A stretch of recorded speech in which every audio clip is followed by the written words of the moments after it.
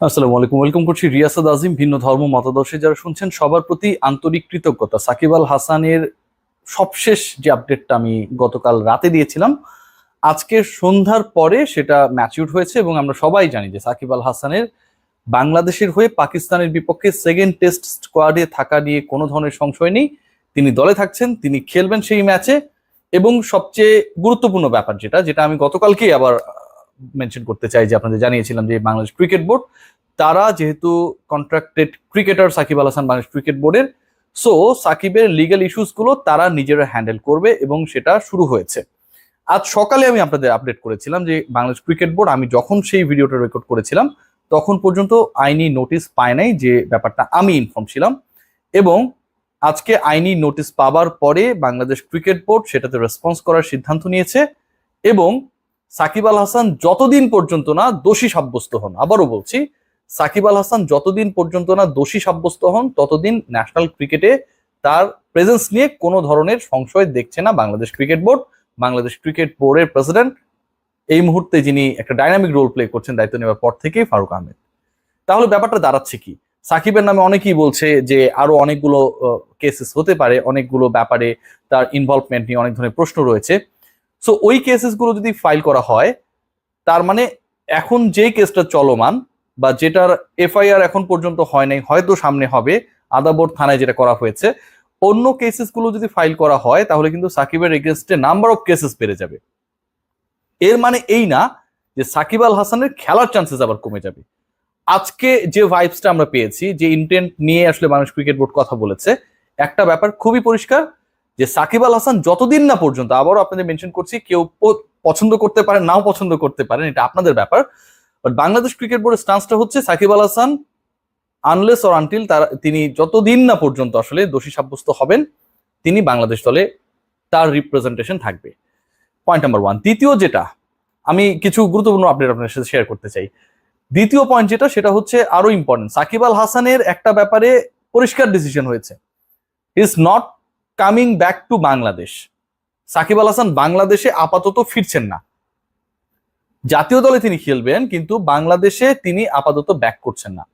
পাকিস্তানের বিপক্ষে সেকেন্ড টেস্টের যে 11 সেটাই সাকিব থাকবেন, নো ডাউট। সাকিব স্কোয়াডে থাকা মানে তো তিনি খেলার জন্যই থাকবেন।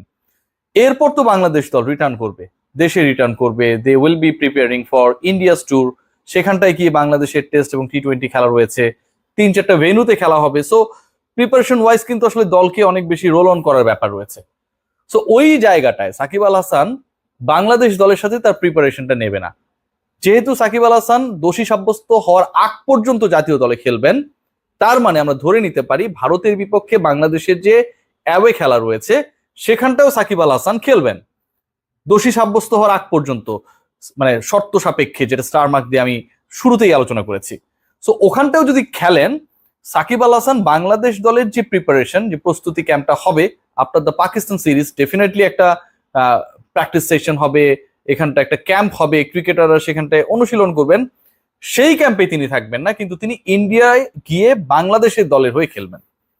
ব্যাপার যেটা দাঁড়াচ্ছে এই মুহূর্তে সাকিবকে নিয়ে বাংলাদেশ ক্রিকেট বোর্ডের স্টান্স এরকম, যে সাকিব যতদিন এভেলেবেল থাকবেন টু প্লে, যতদিন আইনি প্রক্রিয়ায় বাংলাদেশ ক্রিকেট বোর্ড সাকিবের পক্ষে থাকতে পারবে এরকম একটা অবস্থায় থাকবে, ততদিন সাকিব আল হাসানকে বাংলাদেশ ক্রিকেট বোর্ড ক্যারি করবে to play for national side.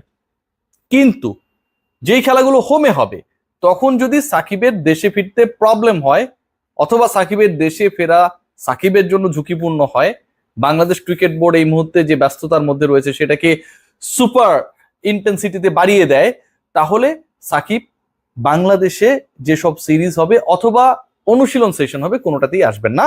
যদিও ক্লিয়ার করে বিসিবি বলেনি, আমি অনেকের সাথে কথা বলে যতটুকু বুঝতে পেরেছি। ফারুক আহমেদ শুধু একটা ব্যাপার পরিষ্কারভাবে জানিয়ে দিয়েছেন, আমার সাথেও কিছুক্ষণ আগে কথা হচ্ছিল ফারুক ভাই, তিনি বলেছেন যে সাকিব খেলতে পারবেন, লিগালি আমরা ব্যাপারটা দেখছি, চুক্তিবদ্ধ যে কোনো ক্রিকেটারের ব্যাপারে বাংলাদেশ ক্রিকেট বোর্ডের স্টান্সটা একই রকম, আমরা লিগাল ওয়েতে এই ব্যাপারগুলো সমাধান করার চেষ্টা করব। তার মানে সাকিব আল হাসান ইস্যুতে বাংলাদেশ ক্রিকেট বোর্ডের অবস্থানটা খুবই যৌক্তিক। এখন আপনারা বলতে পারেন যে যৌক্তিক সবই ঠিক আছে, সাকিব কি খুব লাকিয়েস্ট ক্রিকেটার কিনা? আমি মনে করি ফারুক আহমেদ দায়িত্ব নেবার 1 সপ্তাহের মধ্যে যে চ্যালেঞ্জে পড়েছেন, সেই চ্যালেঞ্জটা উত্তরানোর ক্ষেত্রে এখানটায় তিনি গাটস শো করেছেন, এটা বলতেই হবে। যে তিনি আসলে ঢাক ঢাক গুড়গুড় করেন নাই, তিনি নিজেই কথা বলেছেন। বাংলাদেশে মোটামুটি যারা আসলে আমরা ক্রিকেট নিয়ে কাজ করি, ফারুক আহমেদ সবার সাথেই আসলে ব্যাপারটা ওয়ান টু ওয়ানে আমরা যারা যোগাযোগ করার চেষ্টা করেছি, তিনি ক্লিয়ার করেছেন, আমাকে ক্লিয়ার করেছেন, প্রথম আলোকে ক্লিয়ার করেছেন যে সাকিবের ব্যাপারে বিসিবির অবস্থানটা এরকম, মানে আজকে জানাচ্ছি কালকে জানাচ্ছি এটা ওটা এরকম না, খুবই ক্লিয়ার কাট তিনি বলে দিয়েছেন যে সাকিব চুক্তিবদ্ধ ক্রিকেটার। সো যেহেতু বিসিবি চুক্তিবদ্ধ ক্রিকেটার, বিসিবি এমপ্লয়ার সাকিবের যে কোনো legal issue BCB legally face করবে, এবং এক্ষেত্রেও যে লিগাল নোটিশটা পাঠানো হয়েছে সাকিব ফিরিয়ে আনার ব্যাপারে, এটাও বিসিবি সেভাবেই ফেস করছে। লাকিস্ট ক্রিকেটার আমি কেন বলছি, দেখুন সাকিবের এগেনস্টে এই মুহূর্তে যে ইমোশনটা মানুষের কাজ করছে, সেটা কিন্তু আসলে এমন একটা পর্যায়ে যেটা হচ্ছে জাতীয় একটা ইস্যুতে বা জাতীয় একাধিক ইস্যুতে সাকিবের প্রোঅ্যাক্টিভ ইনভলভমেন্ট ছিল না, এখনো নেই। সেটা কি? বৈষম্য বিরোধী ছাত্র আন্দোলনে সাকিব আল হাসানের খুব বিতর্কিত ভূমিকা ছিল, তিনি কোনো রোল প্লে করেননি, অবশ্যই বিতর্কিত। মানে তিনি এমনি সবকিছুতেই বিজ্ঞাপন বা অন্যান্য যে কর্মকাণ্ডগুলো করেন সেগুলোতে তার পোস্ট দেওয়ার কোনো জুরি নেই, প্রিপারেশনের মাঝখানে গিয়ে তিনি বিজ্ঞাপনে শুটিং করে আসেন।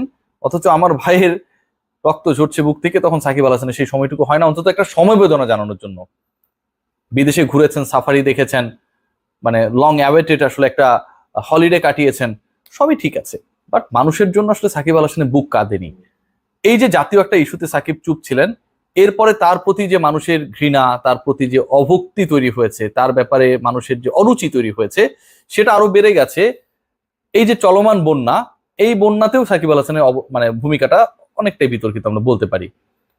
যেভাবে আসলে ভারতের কারণে বাংলাদেশ প্লাবিত হয়েছে, স্লুইস গেট গুলো খুলে দেওয়া হয়েছে, বাংলাদেশকে জানানো হয় নাই, অনেক বৃষ্টি হয়েছে, তারপরে কিন্তু কম বেশি সব ক্রিকেটার কিন্তু বানভাসীদের জন্য নানাভাবে রোল প্লে করেছে। বাংলাদেশ ক্রিকেট বোর্ড, সাকিবের এমপ্লয়ার, তারাও 1 কোটি টাকা অনুদান দিয়েছে। এর বাইরে বাংলাদেশ সেনাবাহিনীর মাধ্যমে কিন্তু তারা ত্রাণ কার্যক্রম পরিচালনা করেছে।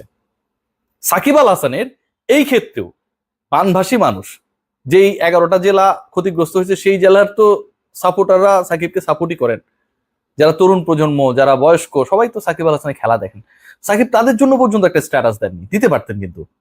এমন না যে আমরা দেখেছি যে ওই আইসিটি ডিপার্টমেন্টের আসলে কোনো ধরনের তথ্য হালনাগাদ করা যাচ্ছে না, আমি পত্রিকায় দেখেছি কিন্তু, রেফারেন্স দিয়ে বলছি। কারণ জুনায়েদ আহমেদ পলক, যিনি এটার প্রতিমন্ত্রীর দায়িত্বে ছিলেন, তিনি নাকি পাসওয়ার্ড গুলো আর কাউরে দেননি, ওনার কাছেই আছে।